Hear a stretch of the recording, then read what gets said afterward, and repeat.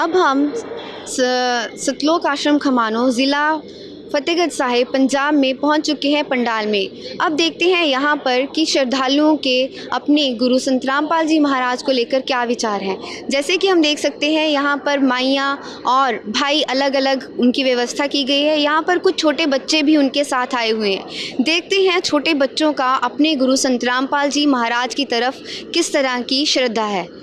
नमस्कार सर। नमस्कार सर, आपका क्या नाम है? पुनीत दास। आप कहाँ से आए हैं? कैम्बाला। सर, आप यहाँ पर क्यों आए हैं? यहाँ पे गुरुजी का 3 दिन का भंडारा चल रहा है।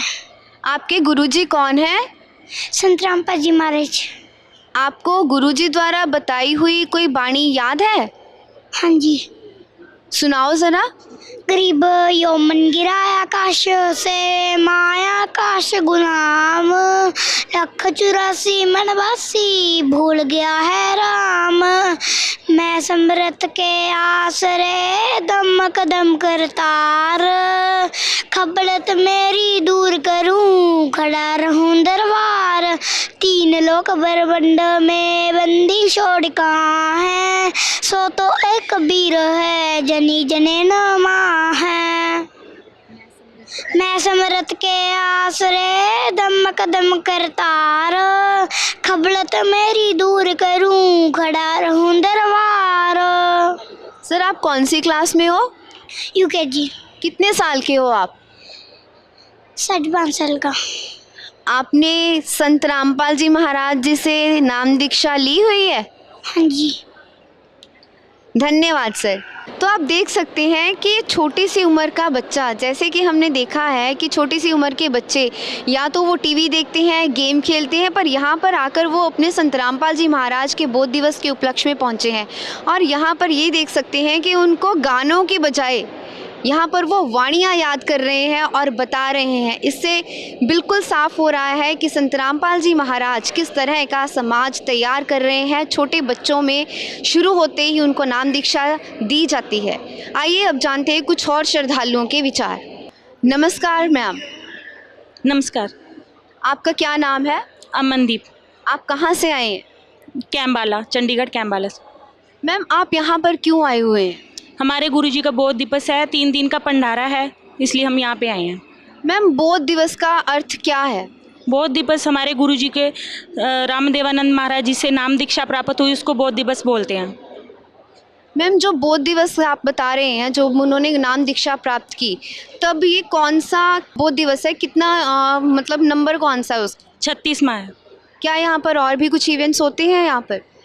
जी हाँ, ज़रूर होते हैं। गुरुजी के यहाँ पे 3 दिन का भंडारा होता है और खूनदान का कैंप लगाया जाता है, जहाँ पे सारी सुविधा हैं, रहने की, खाने की सारी सुविधा है। धन्यवाद मैम। अब जानते हैं कुछ और विचार लोगों के यहाँ पर जो आए हुए हैं। नमस्कार मैम। सत साहिब जी। मैम, आपका क्या नाम है? मेरा नाम ऋतु है। आप कहाँ से आए हैं? मैं चंडीगढ़ से आई हूँ जी। मैम, आपने संत रामपाल जी महाराज जी से नाम दीक्षा ली हुई है? हाँ जी। तो आप बताएंगे कि संत रामपाल जी महाराज जी से आपने नाम दीक्षा क्यों ली? संत रामपाल जी महाराज से हमने नाम दीक्षा इसीलिए ली क्योंकि वो पूर्ण गुरु हैं। वो हमें मोक्ष प्राप्त करने का रास्ता बताते हैं, इसीलिए ली। धन्यवाद मैम। मैं यहाँ पर पूछना चाहूँगी कि संत रामपाल जी महाराज जो ये बार बार उनको परमात्मा भी कह के संबोधन कर रहे हैं, तो ये इनको परमात्मा क्यों कह रहे हैं, आइए जानते हैं। नमस्कार मैम। सत साहिब जी।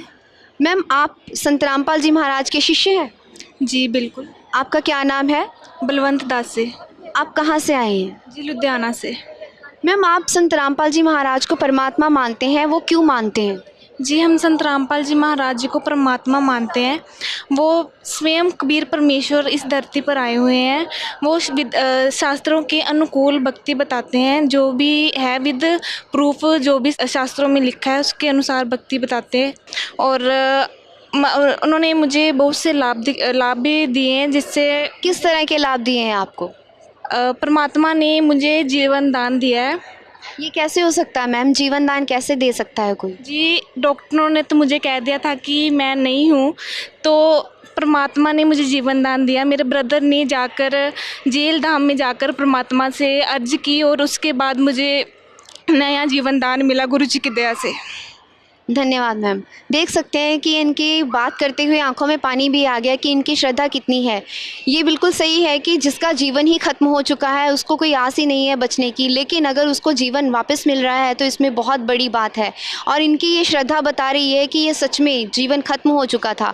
आइए कुछ जानते हैं कि संत रामपाल जी महाराज के जो अनुयायी हैं, क्या वो एजुकेशन के बेस पर, क्या जान पहचान करके सचमुच में ग्रंथों में से पढ़कर ही उन्होंने नाम दीक्षा ली है कि देखा देखी।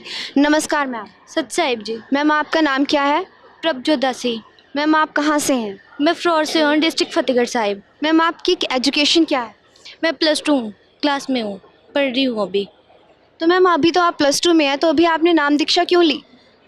जो संत रामपाल जी महाराज जी हैं वो वेदों के अनुसार ज्ञान बताते हैं। पूरे शास्त्र जो धार्मिक शास्त्र हैं, गीता, पुराण, बाइबल, इन श्री गुरु ग्रंथ साहिब जी में पूरा प्रमाण के साथ बता रहे हैं कि कबीर परमात्मा है। उन्होंने सृष्टि रचना करी है। ये सब चीज़ उन्होंने एक एक चीज़ों में प्रूफ कर दिया है, इसलिए हम संत रामपाल जी महाराज जी को अपना गुरु मानते हैं। लेकिन ये तो आपकी उम्र खेलने कूदने की है, गाने बजाने की है, तो आप यहाँ पर नाम दीक्षा लेकर यहाँ पर क्यों आए हुए हैं? आप औरों की तरह गाने बजाने या खेलने कूदने में क्यों नहीं मगन? वेदों में लिखा हुआ है जो सच्चा संत है वो 3 वर्ष से ही नाम दीक्षा देने लगते हैं। इसलिए जो संत रामपाल जी महाराज जी हैं वो 3 वर्ष के बच्चों को ही नाम दीक्षा देने लगते हैं। इसलिए मैं संत रामपाल जी महाराज जी के शरण में आई हूँ। तो उनका जो ज्ञान है वो बहुत ही अच्छा ज्ञान है, पूरी बुराइयों से हमें बचाता है। कौन सी बुराइयों की बात कर रहे हैं आप यहाँ पर? उनका समाज सुधार में बहुत ज़्यादा सहयोग है, जैसे नशा मुक्त, दहेज मुक्त शादियाँ करना और भी समाज में जैसे भ्रष्टाचार ख़त्म करना, ऐसे उनका बहुत ही ज़्यादा समाज में सुधार में बहुत ज़्यादा सहयोग है। धन्यवाद मैम।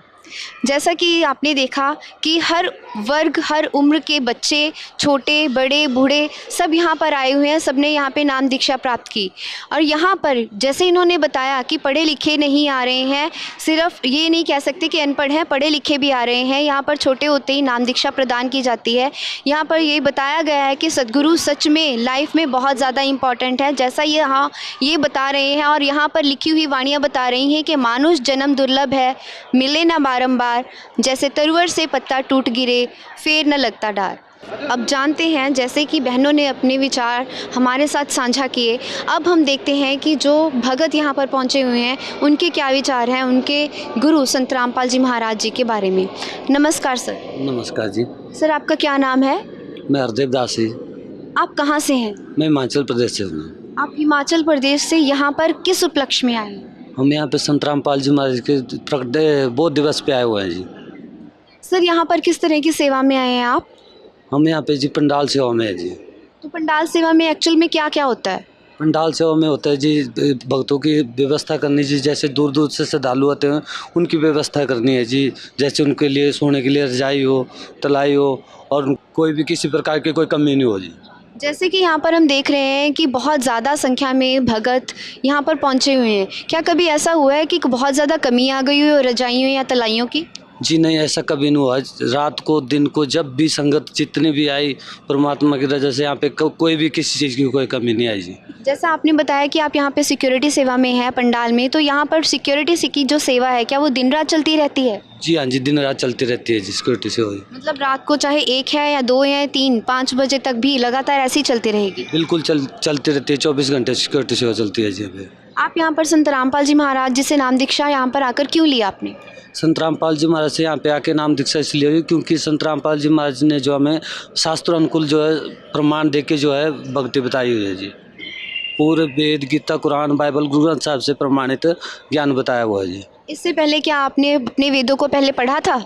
इससे पहले मैं कबीर पंथ में ही था जी, परंतु वहाँ पे हमने जो है हमारे घर में ग्रंथ रखा हुआ था, परंतु उस ग्रंथों में हमने उसको पढ़ते सुबह शाम पढ़ते थे और सुबह शाम बंद भी करते थे, परंतु उसमें जो हमें वो कोई उसका जो पढ़ते थे उसका कोई भी अर्थ समझ नहीं आता था। परंतु जब संत रामपाल जी महाराज से दीक्षा ली उसके बाद उसके उन ग्रंथों का अर्थ जो है समझाने लगे जी पूरे। मतलब आपने पहले पढ़ा था, देखा था, लेकिन उन ग्रंथों का अर्थ नहीं समझा था। जो अर्थ है संत रामपाल जी महाराज ने तत्व निकाल कर, इसलिए आप उनको शायद तत्वदर्शी बोलते हैं कि वो तत्व निकाल के बता रहे हैं। जी हाँ जी। धन्यवाद। नमस्कार सत साहिब जी। सर आपका क्या नाम है? हरभजन दास। आप कहाँ से हैं? मैं मालपुर से हूँ। सर, आपने संत रामपाल जी महाराज जी से नाम दीक्षा क्यों ली? क्योंकि हमें तो ये लग रहा है कि शायद आप सिख धर्म से बिलोंग कर रहे हैं। जी हाँ, मैं सिख धर्म से बिलोंग करता हूँ, लेकिन मुझे बचपन से ही ना परमात्मा की चाह थी, परमात्मा को पाना चाहता था। पर आप देखना चाहते भी जो ये दुनिया बनी है, सृष्टि बनी है, ये आखिरकार किसने बनाई और हम यहाँ पर क्या कर रहे हैं, हमारे मनुष्य जीवन का क्या उद्देश्य है। मैं गुरुद्वारे में ही मेरा जन्म हुआ है, मेरे माता पिता गुरुद्वारे में ही पाठ और कीर्तन करते थे, मैं भी कीर्तन करता। तो क्या आप वहाँ पर संतुष्ट नहीं थे? नहीं, संतुष्ट की बात नहीं, मैं देखता था भी जो बानी पढ़ते हैं गुरु ग्रंथ साहिब में या गुरुद्वारे मंदिरों में जाते हैं, ये क्यों जाते हैं, इसका मतलब क्या है। जब बानी पढ़ता था उसमें मैं खोजता था भी इसमें कहा क्या है, जो महापुरुष हुए हैं, गुरु साहिबान हुए हैं, उन्होंने क्या कहा है बानी में, खोज कर मैं बानी पढ़ता था। तो उसमें मुझे यही मिलता था भी को गुरु बनाओ तो गुरु से ही ज्ञान होगा। तो फिर मैं देखता था भी गुरु कौन होगा, कैसा गुरु होना चाहिए।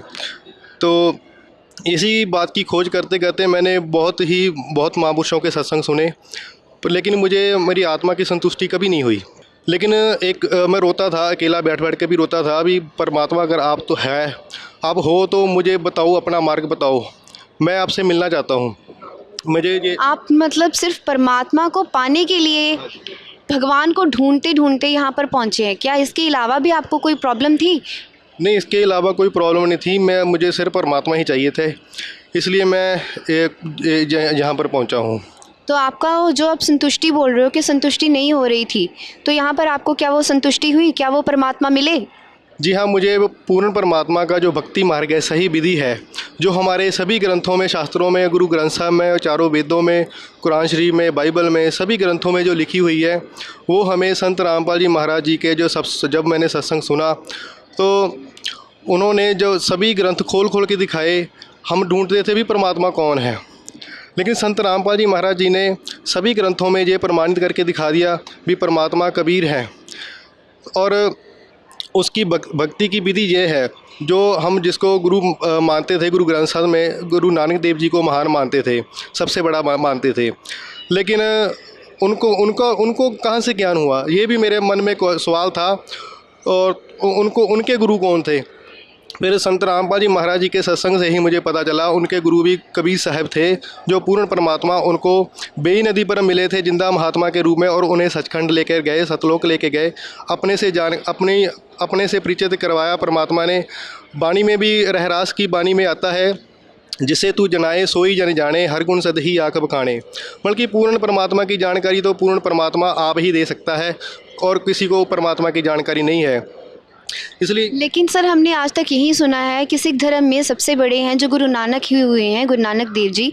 तो नानक साहिब का आप कैसे कह सकते हैं कि गुरु हुए हैं कबीर परमात्मा, जिनको आप परमात्मा के रूप में संबोधित कर रहे हैं? तो क्या ये ग्रंथों में प्रमाणित है सच में? जी हाँ, गुरु ग्रंथ साहिब जी के 721 नंबर पृष्ठ पर ये बाणी अंकित है। यक अर्ज गुफ्तम पेश तो दरकून करतार, हक्का कबीर करीम तू बेऐब परवरदिगार। ये गुरु नानक देव जी की बाणी है, और ये इसमें साफ लिखा हुआ है कबीर साहब जी को परमात्मा कहा गया है, परवरदिगार कहा गया है। जो परवरदिगार तो हम परमात्मा को ही कहते हैं, करतार परमात्मा को ही कहते हैं। तो गुरु नानक देव जी ने ये स्पष्ट लिखा हुआ है। और भी एक शब्द है उनके बाणी में, जिसमें कहा है भी नानक नीच कह विचार, धानक रूप रहा करतार। धानक तो जुलाहे को कहते हैं, जुलाहे रूप में परमात्मा कबीर साहब ही जहाँ धरती पर आए थे 600 साल पहले, और अब वो संत रामपाल जी के रूप में यहाँ पर दोबारा आए हैं हमें अपना ज्ञान देने के लिए। कबीर साहब जी ने पहले ही उस अपने वाणी में ये बता दिया था बीच जब 5505 कलयुग का समय बीत जाएगा, तब मैं दोबारा आऊँगा और अपने सभी बच्चों को पार करूँगा, सतलोक लेके जाऊँगा। तो आप अपने धर्म जैसे सिख धर्म में जो आपके भाई बहन हैं, तो आप उनके बारे में या उनको कुछ संदेश देना चाहेंगे? जी हाँ, मैं उनसे ये प्रार्थना करना चाहता हूँ कि आप संत रामपाल जी महाराज जी का एक बार सत्संग सुने, उनका ज्ञान सुने और प्रमाण देखें। और मैं उनको एक और बात कहना चाहता हूँ कि हम कई सिख अपने भाइयों से बात करते हैं तो वो कहते हैं भी कबीर शब्द का जो अर्थ है वो बड़ा बताते हैं, लेकिन इसका भी गुरु नानक देव जी ने अपनी वाणी में और एक जन्म साखी है भाई वाले वाली, उसमें जो रुकन दीन बादशाह के साथ जो विचार होती है, बगदाद में जाते हैं गुरु नानक देव जी, वहाँ पर उन्होंने एक शब्द बोला था।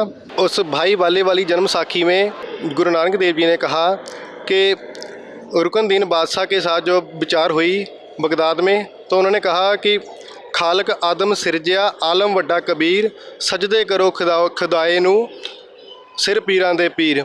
मतलब कि उसमें तो ये स्पष्ट कर दिया बड़ा और कबीर ये दोनों अलग अलग लिखा हुआ है। कबीर तो नाम है परमात्मा का और बड़ा तो वो है ही सबसे।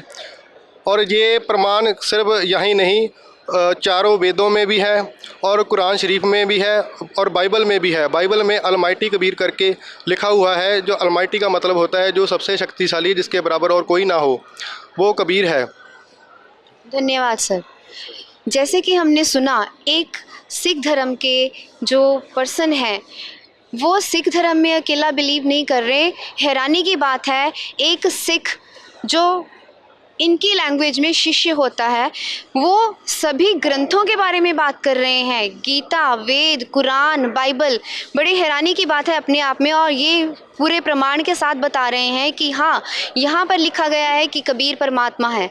यहाँ से हम ये जान सकते हैं कि ये सच में जिस तरह संत रामपाल जी महाराज बताते हैं कि जीव हमारी जाति है, मानव धर्म हमारा, हिंदू मुस्लिम सिख ईसाई धर्म नहीं कोई न्यारा। तो यहाँ पर सच में किसी धर्म को नहीं प्रमोट किया गया, जैसा कि हमने सबसे पूछा, और सबने अपने विचार साझा करके अपने बेनिफिट्स बताए। और ये सिर्फ बेनिफिट्स उन्होंने संत रामपाल जी महाराज से अच्छा होने के लिए या ठीक होने के लिए नहीं लिए। ऑफ कोर्स वो जिनकी एक चाह है परमात्मा को पाने की, वो उनकी यहाँ पर आकर पूरी हुई है। जिसको omni present supreme God, omni present, omni potent, omni power है, जो सुप्रीम पावर है सबसे, जिसको ये अब बोल रहे हैं कबीर परमात्मा। तो ये सच में हमें अपने ग्रंथों की तरफ मोड़ रहा है कि हमें भी अपने ग्रंथों की तरफ देखना चाहिए, जानना चाहिए कि सभी ग्रंथों में आखिर लिखा क्या गया है। जुड़े रहें हमारे साथ सुप्रीम गॉड चैनल। धन्यवाद।